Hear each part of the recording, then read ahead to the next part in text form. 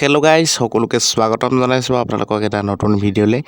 আজি ভিডিঅ'টোত আপোনালোকক জনাম ৰং টিভিত সম্প্ৰচাৰিত হৈ থকা জনপ্ৰিয় ধাৰাবাহিক মেঘমল্লাৰ আৰু মেঘমল্লাৰ ধাৰাবাহিকত অভিনয় কৰি থকা জুনৰ আচল পৰিচয় লগতে তেওঁৰ সম্পূৰ্ণ বায়'গ্ৰাফী জনাম এই ভিডিঅ'টোত। তো ভিডিঅ'টো শেষলৈকে চাই থাকিব। বলক তেনেহ'লে আজি ভিডিঅ'ৰ মাজলৈ যাওঁ।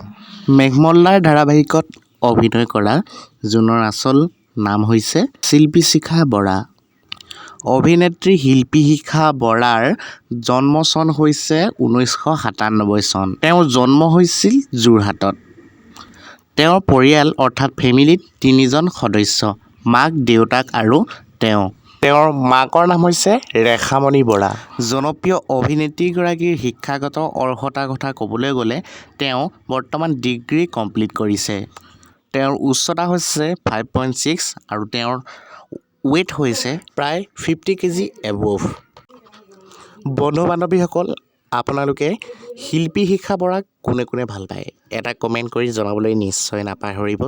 আৰু অভিনেত্ৰীগৰাকী সৰুৰে পৰাই সকলো দিশতে পাৰ্গত আছিল। অভিনয় কৰি তেওঁ খুব ভাল পায় আৰু তেওঁ কেইবাটাও অসমীয়া মিউজিক ভিডিঅ'ত ইতিমধ্যে অভিনয় কৰিছে। আৰু বন্ধু বান্ধৱীসকল, মেঘমল্লা ধাৰাবাহিকত তেওঁৰ অভিনয় কেনেকুৱা হৈছে আপোনালোকে নিশ্চয় জনাব।